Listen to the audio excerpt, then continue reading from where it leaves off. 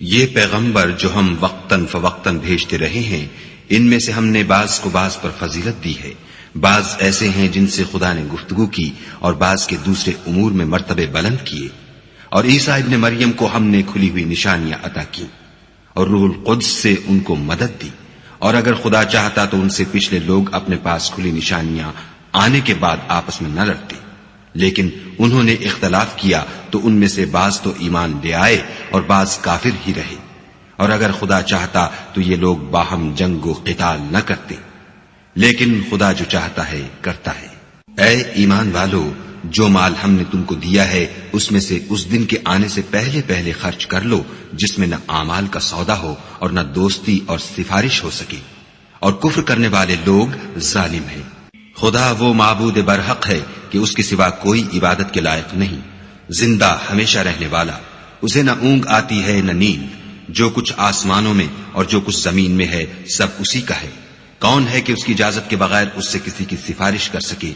جو کچھ لوگوں کے روبرو ہو رہا ہے اور جو کچھ ان کے پیچھے ہو چکا ہے اسے سب معلوم ہے، اور وہ اس کی معلومات میں سے کسی چیز پر دسترس حاصل نہیں کر سکتے۔ ہاں، جس قدر وہ چاہتا ہے اسی قدر معلوم کرا دیتا ہے۔ اس کی بادشاہی اور علم آسمان اور زمین سب پر حاوی ہے، اور اسے ان کی حفاظت کچھ بھی دشوار نہیں۔ وہ بڑا عالی رتبہ اور جلیل القدر ہے۔ دین اسلام میں زبردستی نہیں ہے، ہدایت صاف طور پر ظاہر اور گمراہی سے الگ ہو چکی ہے۔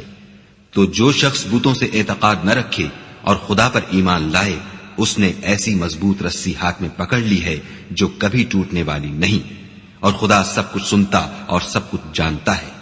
جو لوگ ایمان لائے ہیں ان کا دوست خدا ہے کہ اندھیرے سے نکال کر روشنی میں لے جاتا ہے، اور جو کافر ہیں ان کے دوست شیطان ہیں کہ ان کو روشنی سے نکال کر اندھیرے میں لے جاتے ہیں۔ یہی لوگ اہل دوزخ ہیں کہ اس میں ہمیشہ رہیں گے۔ بھلا تم نے اس شخص کو نہیں دیکھا جو اس غرور کے سبب سے کہ خدا نے اس کو سلطنت بخشی تھی ابراہیم سے پروردگار کے بارے میں جھگڑنے لگا؟ جب ابراہیم نے کہا میرا پروردگار تو وہ ہے جو جلاتا ہے اور مارتا ہے،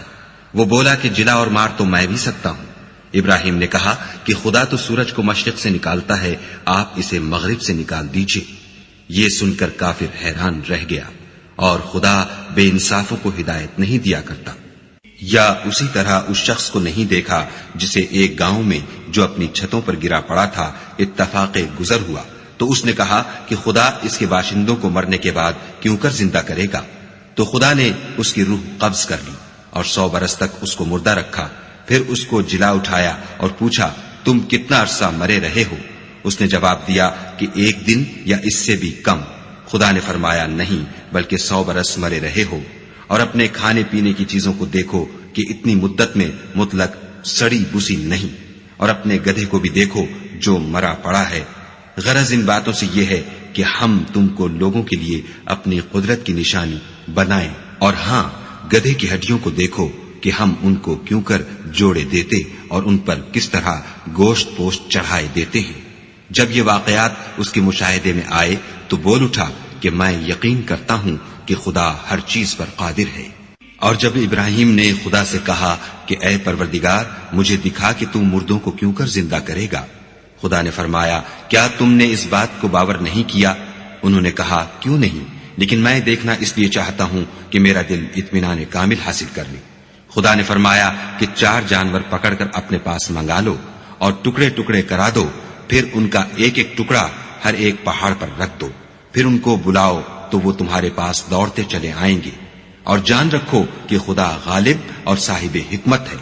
جو لوگ اپنا مال خدا کی راہ میں خرچ کرتے ہیں ان کے مال کی مثال اس دانے کی سی ہے جس سے 7 بالیں اگیں اور ہر ایک بال میں 100 دانے ہوں، اور خدا جس کے مال کو چاہتا ہے زیادہ کرتا ہے، وہ بڑی کشائش والا اور سب کچھ جاننے والا ہے۔ جو لوگ اپنا مال خدا کے راستے میں صرف کرتے ہیں پھر اس کے بعد نہ اس خرچ کا کسی پر احسان رکھتے ہیں اور نہ کسی کو تکلیف دیتے ہیں، ان کا صلہ ان کے پروردگار کے پاس تیار ہے، اور قیامت کے روز نہ ان کو کچھ خوف ہوگا اور نہ وہ غمگین ہوں گے۔ جس خیرات دینے کے بعد لینے والے کو ایذا دی جائے اس سے تو نرم بات کہہ دینی اور اس کی بے ادبی سے درگزر کرنا بہتر ہے، اور خدا بے پرواہ اور بردبار ہے۔ مومنوں، اپنے صدقات و خیرات احسان رکھنے اور ایذا دینے سے اس شخص کی طرح برباد نہ کر دینا جو لوگوں کو دکھاوے کے لیے مال خرچ کرتا ہے اور خدا اور روز آخرت پر ایمان نہیں رکھتا، تو اس کے مال کی مثال اس چٹان کی سی ہے جس پر تھوڑی سی مٹی پڑی ہو اور اس پر زور کا مہ برس کر اسے صاف کر ڈالے۔ اسی طرح یہ ریاکار لوگ اپنے اعمال کا کچھ بھی صلہ حاصل نہیں کر سکیں گے، اور خدا ایسے ناشکروں کو ہدایت نہیں دیا کرتا۔ اور جو لوگ خدا کی خوشنودی حاصل کرنے کے لیے اور خلوص نیت سے اپنا مال خرچ کرتے ہیں، ان کی مثال ایک باغ کی سی ہے جو اونچی جگہ پر واقع ہو، جب اس پر مہ پڑے تو دگنا پھل لائے، اور اگر مہ نہ بھی پڑے تو خیر پھوار ہی سہی، اور خدا تمہارے کاموں کو دیکھ رہا ہے۔ بھلا تم میں کوئی یہ چاہتا ہے کہ اس کا کھجوروں اور انگوروں کا باغ ہو جس میں نہریں بہ رہی ہوں اور اس میں اس کے لیے ہر قسم کے میوے موجود ہوں اور اسے بڑھاپا آ پکڑے اور اس کے ننھے ننھے بچے بھی ہوں، تو ناگہاں اس باغ پر آگ کا بھرا ہوا بگولا چلے اور وہ جل کر راکھ کا ڈھیر ہو جائے۔ اس طرح خدا تم سے اپنی آیتیں کھول کھول کر بیان فرماتا ہے تاکہ تم سوچو اور سمجھو۔ مومنو، جو پاکیزہ اور عمدہ مال تم کماتے ہو اور جو چیزیں ہم تمہارے لیے زمین سے نکالتے ہیں ان میں سے راہ خدا میں خرچ کرو، اور بری اور ناپاک چیزیں دینے کا قصد نہ کرنا کہ اگر وہ چیزیں تمہیں دی جائیں تو بجز اس کے کہ لیتے وقت آنکھیں بند کر لو، ان کو کبھی نہ لو، اور جان رکھو کہ خدا بے پرواہ اور قابل ستائش ہے۔ اور دیکھنا، شیطان کا کہا نہ ماننا، وہ تمہیں تنگ دستی کا خوف دلاتا اور بے حیائی کے کام کرنے کو کہتا ہے، اور خدا تم سے اپنی بخشش اور رحمت کا وعدہ کرتا ہے، اور خدا بڑی کشائش والا اور سب کچھ جاننے والا ہے۔ وہ جس کو چاہتا ہے دانائی بخشتا ہے، اور جس کو دانائی ملی بے شک اس کو بڑی نعمت ملی، اور نصیحت تو وہی لوگ قبول کرتے ہیں جو عقل مند ہیں۔ اور تم خدا کی راہ میں جس طرح کا خرچ کرو یا کوئی نظر مانو، خدا اس کو جانتا ہے، اور ظالموں کا کوئی مددگار نہیں۔ اگر تم خیرات ظاہر دو تو وہ بھی خوب ہے، اور اگر پوشیدہ دو اور دو بھی اہل حاجت کو تو وہ خوب تر ہے، اور اس طرح کا دینا تمہارے گناہوں کو بھی دور کر دے گا، اور خدا کو تمہارے سب کاموں کی خبر ہے۔ اے محمد صلی اللہ علیہ وآلہ وسلم، تم ان لوگوں کی ہدایت کے ذمہ دار نہیں ہو، بلکہ خدا ہی جس کو چاہتا ہے ہدایت بخشتا ہے۔ اور مومنو، تم جو مال خرچ کرو گے تو اس کا فائدہ تمہیں کو ہے، اور تم جو خرچ کرو گے خدا کی خوشنودی کے لیے کرو گے، اور جو مال تم خرچ کرو گے وہ تمہیں پورا پورا دے دیا جائے گا، اور تمہارا کچھ نقصان نہیں کیا جائے گا۔ اور ہاں، تم جو خرچ کرو گے تو ان حاجت مندوں کے لیے جو خدا کی راہ میں رکے بیٹھے ہیں اور ملک میں کسی طرف جانے کی طاقت نہیں رکھتے اور مانگنے سے آر رکھتے ہیں، یہاں تک کہ نہ مانگنے کی وجہ سے ناواقف شخص ان کو غنی خیال کرتا ہے، اور تم قیافے سے ان کو صاف پہچان لو کہ حاجت مند ہیں، اور شرم کے سبب لوگوں سے منہ پھوڑ کر اور لپٹ کر نہیں مانگ سکتے۔ اور تم جو مال خرچ کرو گے کچھ شک نہیں کہ خدا اس کو جانتا ہے۔ اعوذ باللہ من الشیطان الرجیم، بسم اللہ الرحمن الرحیم۔ تلك الرسل فضلنا بعضهم على بعض، منهم من كلم الله ورفع بعضهم درجات، وآتينا عيسى ابن مريم البينات وأيدناه بروح القدس، ولو شاء الله ما اقتتل الذين من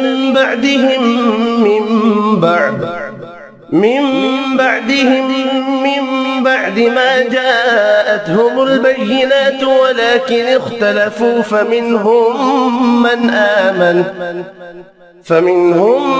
آمن ومنهم من كفر، ولو شاء الله ما اقتتلوا ولكن الله يفعل ما يريد۔ يا أيها الذين آمنوا أنفقوا مما رزقناكم من قبل أن يأتي يوم لا بيع فيه ولا خلة ولا شفاعة، والكافرون هم الظالمون۔ الله لا إله إلا هو الحي القيوم، لا تأخذه سنة ولا نوم، له ما في السماوات وما في الأرض، من ذا الذي يشفع عنده إلا بإذنه، يعلم ما بين أيديهم وما خلفهم ولا يحيطون بشيء من علمه إلا بما شاء وسع كرسيه السماوات والأرض ولا يؤوده حفظهما وهو العلي العظيم. لا إكراه في الدين قد تبين الرشد من الغي فمن يكفر بالطاغوت ويؤمن بالله فقد استمسك بالعروة الوثقى لا انفصام لها والله سميع عليم. الله ولي الذين آمنوا يخرجهم من الظلمات إلى النور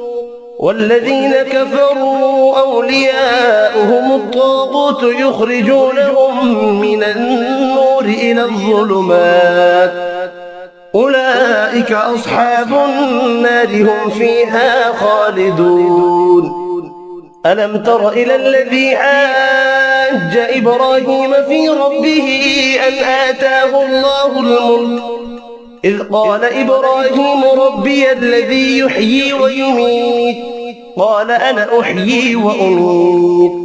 قال إبراهيم فإن الله يأتي بالشمس من المشرق فأت بها من المغرب فبهت الذي كفر والله لا يهدي القوم الظالمين. أو كالذي مر على قرية وهي خاوية على عروشها قال أنى يحيي هذه الله بعد موتها فأماته الله 100 عام ثم بعثه قال كم لبثت قال لبثت يوما أو بعض يوم قال بل لبثت 100 عام فانظر إلى طعامك وشرابك لم يتسنه وانظر إلى حمارك ولنجعلك آية للناس وانظر إلى العظام كيف ننشزها ثم نكسوها لحما فلما تبين له قال أعلم أن الله على كل شيء قدير. وإذ قال إبراهيم رب أرني كيف تحيي الموتى قال أولم تؤمن قال بلى ولكن ليطمئن قلبي قال فخذ 4 من الطير فصرهن إليك ثم اجعل على كل جبل منهن جزءا ثم ادعهن يأتينك سعيا واعلم أن الله عزيز حكيم. مثل الذين ينفقون أموالهم في سبيل الله كمثل حبة أنبتت 7 سنابل في كل سنبلة 100 حبة والله يضاعف لمن يشاء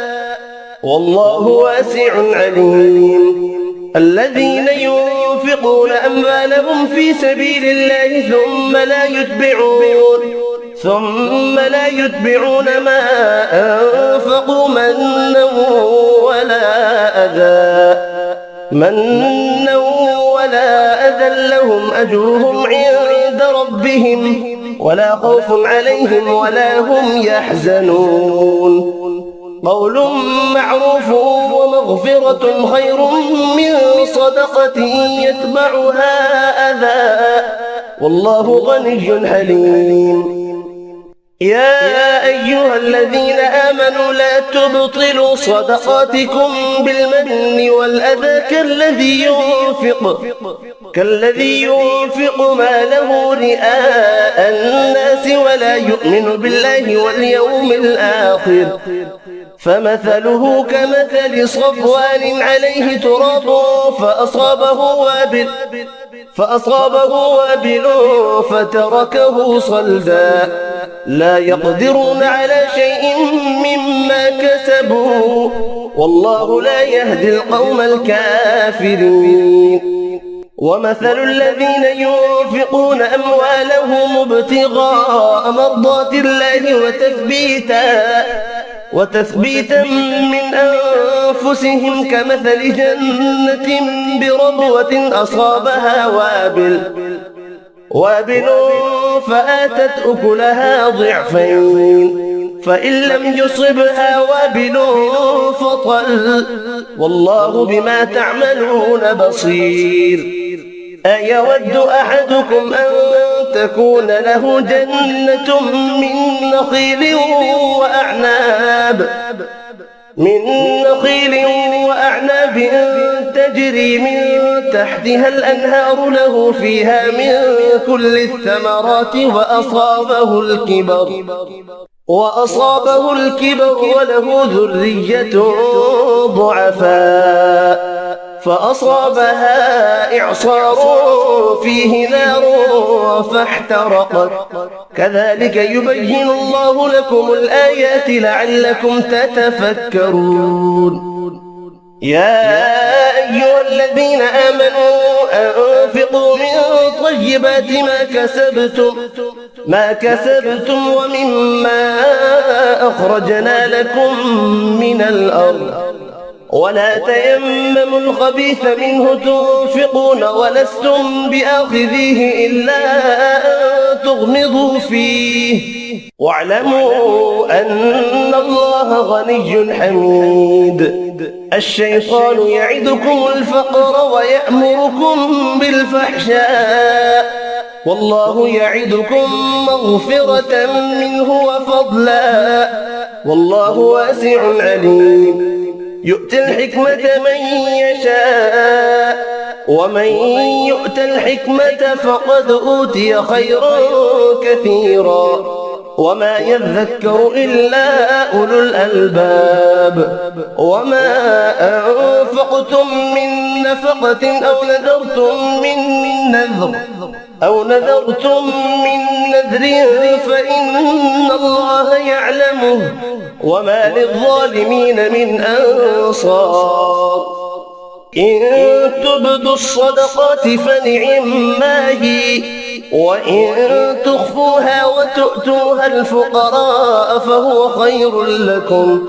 ويكفر عنكم من سيئاتكم والله بما تعملون خبير ليس عليك هداهم ولكن الله يهدي من يشاء وما تنفقوا من خير فلأنفسكم وما تنفقون إلا ابتغاء وجه الله وما تنفقوا من خير يوفى إليكم وأنتم لا تظلمون للفقراء الذين أحصروا في سبيل الله لا يستطيعون ضربا في الأرض يحسبهم الجاهل أغنياء من التعفف تعرفهم بسيماهم لا يسألون الناس إلحافا وما تنفقوا من خير فإن الله به عليم صدق الله العظيم وما خلقت الجن والإنس إلا ليعبدون और मैंने जिन्न और इंसानों को इसलिए पैदा किया है कि मेरी इबादत करें।